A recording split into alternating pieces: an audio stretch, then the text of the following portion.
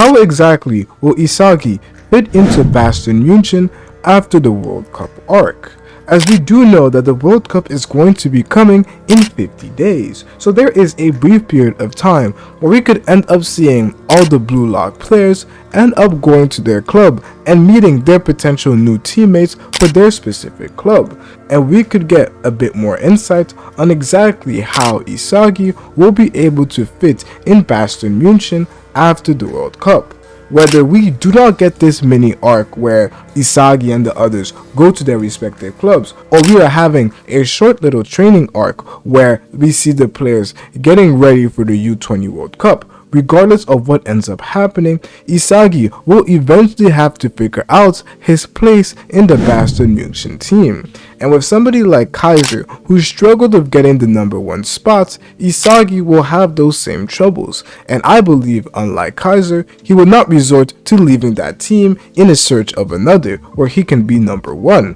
I believe that Isagi will eventually crack and find a way for him to be that #1 player. Obviously, this will probably take a lot of time, as there are players like Noel Noa, but at least he will be able to be one of those key players that Bastion Munchen can rely on the upcoming games, and especially in the Champions League. As although a lot of Blue Lock's focus has been on Japan and the Japan team, with these players now having bids from various clubs all around the world, and especially in the top 5 leagues, we will start to see a division in the time that they spend with the Japanese soccer players and the people that we have seen in Blue Lock to their club players and the players in which they have for their specific club. And this is where we're going to be seeing a very intriguing partnership between a talented learner and a genius. A partnership that we have already seen work in the Neo Egoist League, and that is of Isagi and Ness. As I have said in previous videos in the past, that Ness was definitely going to go to Bastion Munchen, and that Kaiser was going to go to Real. And this is exactly what happened. A lot of people didn't really see this idea come into fruition, believing that Kaiser would stay due to the fact that he said that playing soccer with Isagi was so fun. But as I said in previous videos, his entire reason for joining the league was for him to get a bid from another team so that he could end up leaving Bastion Munchen so that he wouldn't be in Noel Noa's shadow. And that's exactly what he did, as he is going to be going to Real Madrid with the likes of Sei, Rin, and all these various talented players, where we now have Isagi and Ness who are going to go to Bastion Munchen, and we are going to see a very interesting partnership between both of them. And that's why their partnership that began in the Neo Egoist League at that last moment, where the only person who ended up believing in Ness was Isagi and not Kaiser, this was already foreshadowing the sort of partnership that he would have with Ness, where Isagi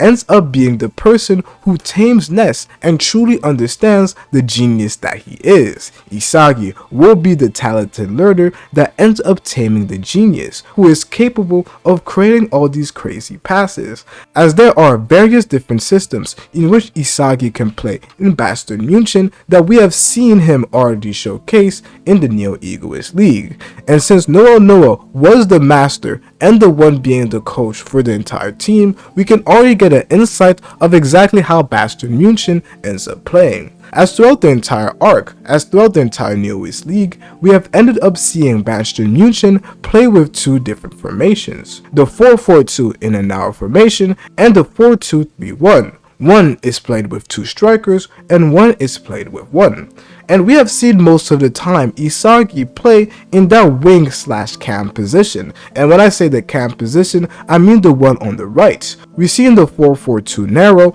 instead of the players on the sides being wingers, they end up playing more as cams, as they are a lot closer to the middle of the field instead of being wider, where we had an Isagi that played as the right cam, who would dart inside and create multiple different runs and opportunities. And also in the 4-2-3-1, he would also play in that right cam position. However, as the league progressed and they played more games, especially in the latter stages of some of the games they played, like a PSG game, we did end up seeing Isagi being with Kaiser as that second striker in the 4-4-2 narrow, where he has been shown to be able to play. But one of the positions that is very important is the position that Ness plays, the one that is right in the middle, that central cam position. As we see all throughout the Neo-Egoist League, that the person who ends up finding some of the key passes that leads to the most goals is Ness, as he does hold a lot of assists throughout the league.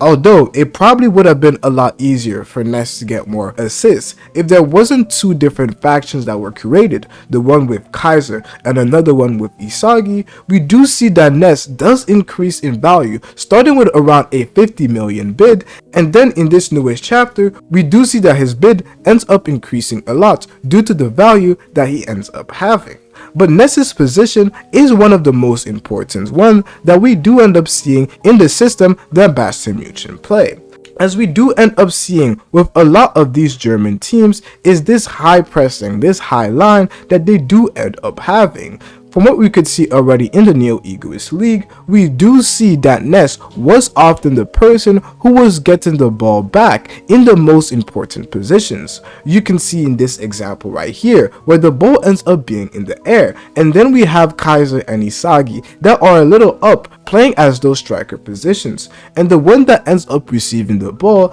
is Ness. This is due to the fact that Bayern Munich, with a lot of different German teams and different German coaches, and we see a lot with Flick, they do end up playing a lot higher, and immediately after they lose the ball, they do end up pressing to get the ball in those higher positions, and the person who is capable of getting those balls, and oftentimes a lot of people don't realize, and does have a lot of those recoveries high up the pitch, that person is Ness. And by doing so, by having those opportunities and the balls a lot higher in the pitch, Ness is capable of scooping the ball a lot higher and finding a man that is free after the defense is disorganized after losing the ball. He is the one that finds a player in the defender's blind spot to end up leading to the goal, and he often does so with all of his various different sorts of crosses. Some of them are named, as we see with his illusory cross pass that he ends up giving to Kaiser when Isagi was still watching in the bench. We can see here is that the whole idea between this pass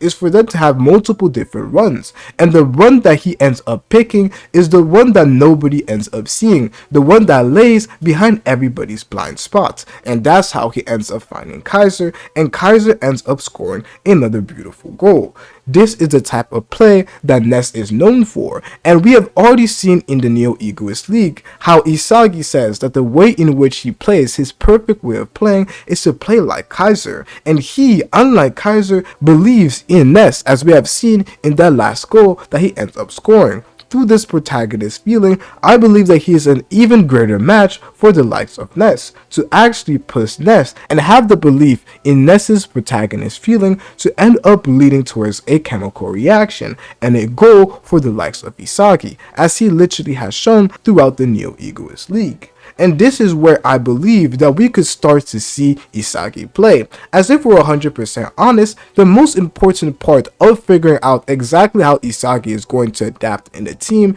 is figuring out whether he's going to start in that striker position that he ends up being at the end of the Neo-Egoist League, or he's going to start in that right cam position that we have seen him actually start with when it came to the Neo-Egoist League. Bayern Munich probably has another top level secondary striker that ends up matching with the likes of Noel Noa, so maybe we don't actually see Isagi start there. It's going to be very interesting to see exactly how the rest of the Blue Lockers do end up fitting in to their various teams, as there are various different paths that we can see them getting. Is Isagi going to end up getting that Lamine Yamal type treatment where he ends up becoming a star or a key player alongside the other veterans that we do end up seeing, like Lewandowski, like Pedri, and like Rafinha? Somebody who is 17, quite like the age of Isagi that we see right now. I believe Isagi is either 16 or 17 in the story right now, since he did end up getting a bid that was one of the best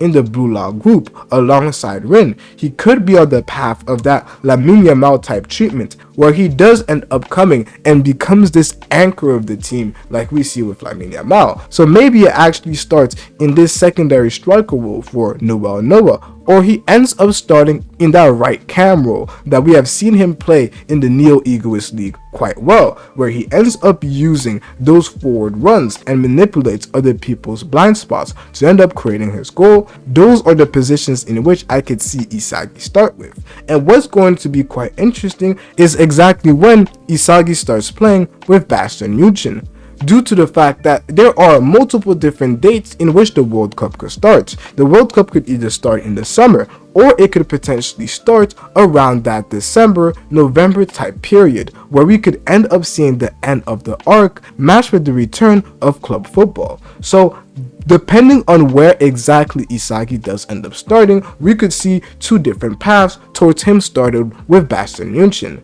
The first path that we could see is him coming right after the U20 World Cup that takes place in the summer, where he would then start the pre-season with Bastion Muchin, where he'd probably have the most amount of game time confirmed, where he could prove to himself that he should be one of the starters, or at least somebody that comes in the 60th minute consistently to replace various different players. This is going to be the most important moment for Isagi to prove exactly what he can offer to the team. That's the first option. The second option is for the U20 World Cup to take place around that November-December type period, where the end of the arc matches with the return of football in the January period, where he would start almost like with Lamine Yamal, where Lamine Yamal was really recognized during the second half of his first season with Barcelona, where he was brought on by Xavi, and then we slowly started to see him get integrated in the team. This is a path that Isagi could end up taking.